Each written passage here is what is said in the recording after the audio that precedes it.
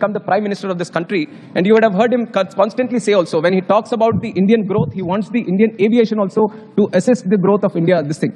And the number of airports, which is staggering numbers, 74 airports we had in 2014, and no other country in the world has achieved this kind of success where we have doubled from 74 to the almost 157 airports in the country, sir. This is a huge and staggering number which surprised. కేంద్ర పౌర విమానయాన శాఖ మంత్రి కింజరపు రామ్మోహన్ నాయుడికి లోక్సభలో speaker Om Birla ముందు వరుసను కేటాయించారు.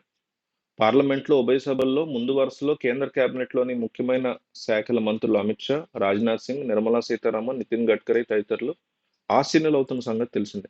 తెలుగుదేశం పార్టీ కీలక భాగస్వామ్య పక్షం అయినందువల్ల రామ్మోహన్ నాయుడికి ప్రాధాన్యత ఇచ్చారని పరిశీలకులు భావిస్తున్నారు. గతంలో యునైటెడ్ ఫ్రంట్ ప్రభుత్వంలో తెలుగుదేశం కీలక భాగస్వామ్య పక్షం అయినందువల్ల రామ్మోహన్ నాయుడు తండ్రి ఎర్రన్నాయుడికి కూడా అప్పట్లో ముందు వరుసలో సీటు కేటాయించిన విషయం తెలిసిందే. కేంద్ర కేబినెట్లో ముఖ్యమైన శాఖల మంత్రులకు మాత్రమే దక్కే ఈ ఘనత దక్కడం పట్ల రామ్మోహన్ నాయుడు స్పందిస్తూ తెలుగు వారికి, శ్రీకాకుళం ప్రజలకి దక్కినటువంటి గౌరవంగా దీని గురించి నేను అనుకుంటానన్నారు. పొట్టకూటి కోసం విదేశాలకు వెళ్లి చిక్కుకున్న వలస కార్మికులకు అండగా ఉంటామని కేంద్ర పౌర విమానయాన శాఖ మంత్రి కింజరాపు అచ్చెన్నాయుడు భరోసా ఇచ్చారు. ఈ విషయం గురించి ఆయన పార్లమెంట్లో మాట్లాడుతూ పార్లమెంట్ దాదాపు అందరూ చప్పట్లు కొట్టేలా చేశారు. బాధితులందరినీ స్వదేశానికి తీసుకొచ్చేలా కేంద్ర విదేశాంగ మంత్రి మీద ఒత్తిడి తీసుకొస్తామన్నారు.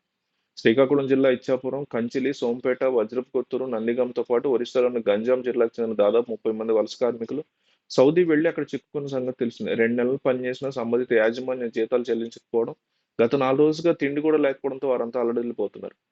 బాధితుల కుటుంబాల ద్వారా సమస్య తెలుసుకున్న ఇచ్చాపురం ఎమ్మెల్యే బెందాళం అశోక్ ఢిల్లీలో పార్లమెంట్ సమావేశాల్లో ఉన్న కేంద్ర మంత్రి రామ్మోహన్ రెడ్డి దృష్టికి తీసుకెళ్లారు.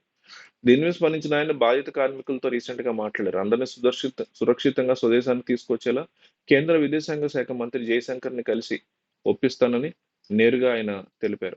హెలికాప్టర్ పరిశ్రమలో మరింత మంది మహిళా పైలట్లు వస్తారని కేంద్ర పౌర విమాన శాఖ మంత్రి రామ్మోహన్ రెడ్డి తెలిపారు. విమానాశ్రయాలకు నిర్మించలేదని, విమానాలు నడపలేని ప్రాంతాలకు అనుసంధానించడంలో హెలికాప్టర్లు కీలకం అవుతాయని దేశ రాజధాని ఢిల్లీలో జరిగిన ఒక కార్యక్రమంలో ఆయన మాట్లాడుతూ తెలిపారు. ప్రపంచంలోనే శరవేగంగా భారత్ పౌర విమాన శాఖ అభివృద్ధి చెందుతోందన్నారు.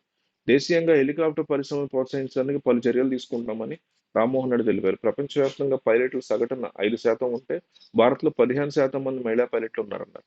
పౌర విమానయాన రంగంలో మహిళా సాధికారతను పెంచడానికి చర్యలు తీసుకుంటున్నట్టు వెల్లడించారు.